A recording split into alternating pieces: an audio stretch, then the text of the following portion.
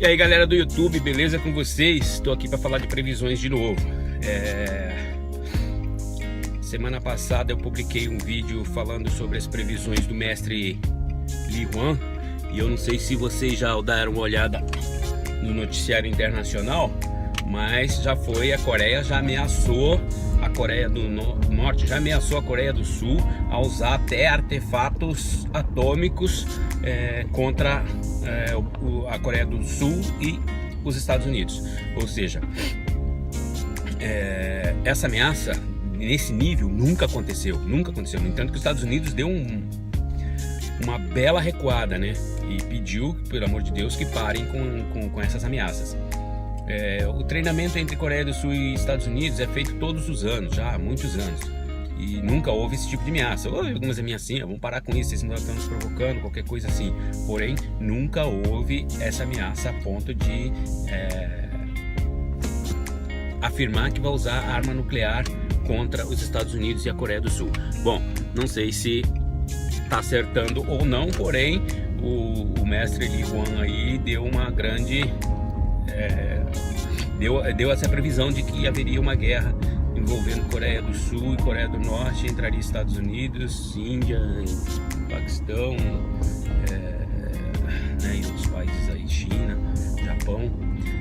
Mas o que eu quero dizer agora para vocês é o seguinte: previsões, elas são feitas há muitos séculos, né? Muito antes de Cristo já eram feitas previsões. O profeta Daniel, né, que acertou quase todas as suas previsões, até mesmo a entrada de Jesus Cristo em Jerusalém, ele previu a data exata. As profecias, né, do povo contra o povo judeu, de que iriam ser levados em cativeiros, que o rei da Babilônia levaria-os em cativeiro, que iam destruir o templo. E por falar em templo, existe uma profecia que o fim do mundo se aproximaria quando o terceiro templo do rei Salomão fosse erguido. Escutem bem. O fim do mundo estaria muito próximo quando o terceiro templo do rei Salomão fosse erguido. Vocês escutaram? O terceiro templo do rei Salomão. Não é? Lá em Jerusalém não há mais possibilidade de se levantar um templo do rei Salomão, porque é simples. Lá os muçulmanos levantaram uma cúpula, e nessa cúpula só se destruírem os islâmicos para poderem pôr a mão ali. Não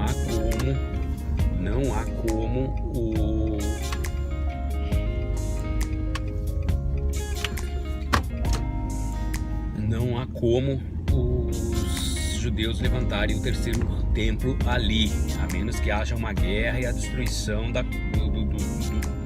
desse monumento que está levantado lá. Está me fugindo o nome agora, estou um pouquinho nervoso hoje, depois dos noticiários de ontem a respeito da provável ataque da Coreia do Norte.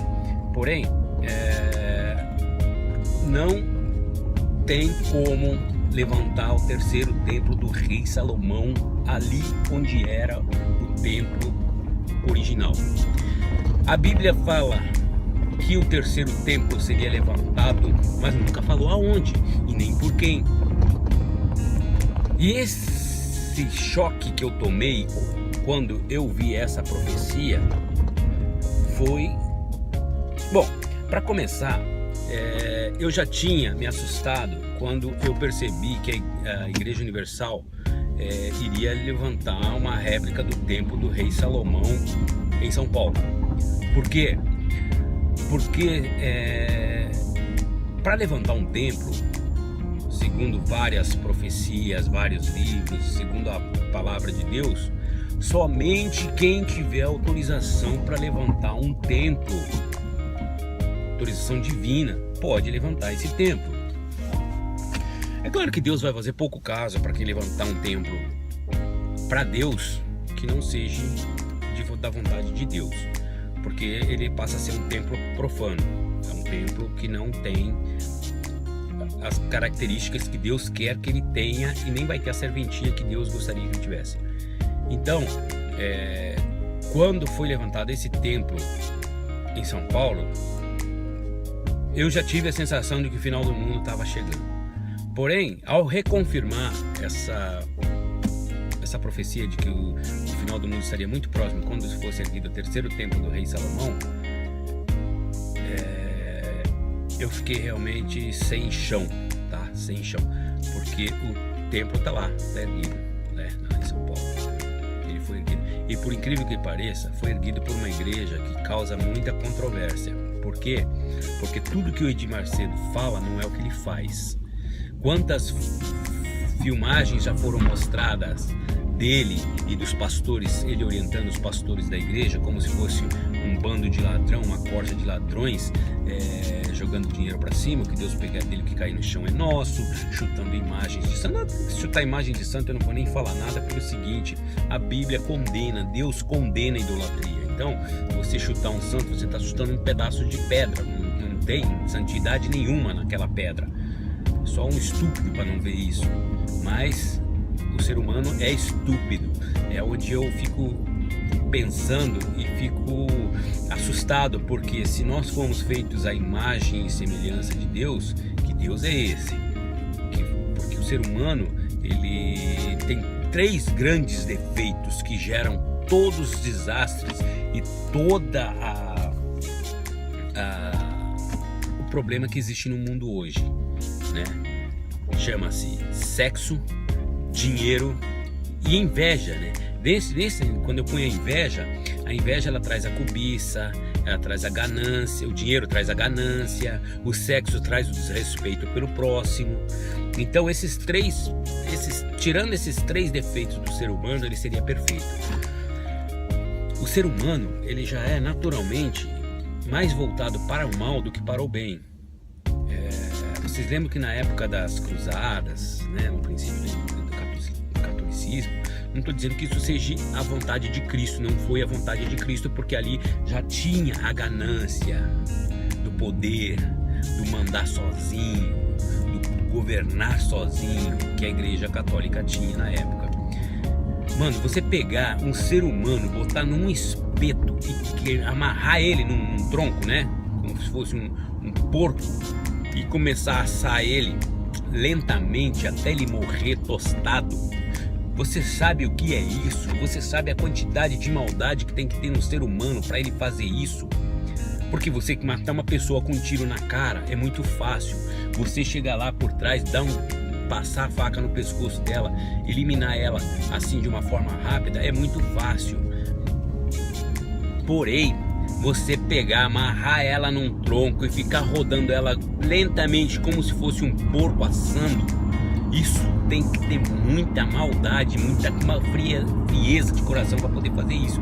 E foi feito na época da Inquisição contra um cara que estava tentando passar a igreja, escrever a Bíblia, traduzir a Bíblia. Então vocês vejam que a maldade está dentro do ser humano. E essas coisas todas foram escritas na Bíblia, foram previstas na Bíblia.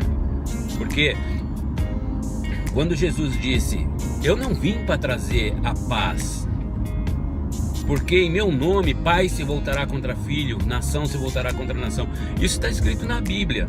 E aí a gente se pergunta: mas como que vai fazer isso? Por quê?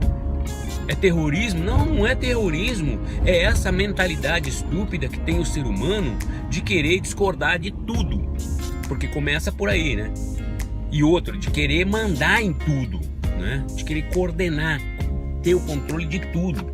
Então, todos têm o mesmo sentimento de querer controlar e ao mesmo tempo de achar que o outro está errado. E aí começam as divisões. Tudo bem, claro que se nós tivéssemos todos aceitado o catolicismo e sido submisso ao catolicismo, não ia mudar muita coisa, que provavelmente hoje ainda a gente ia estar sendo queimado como porco.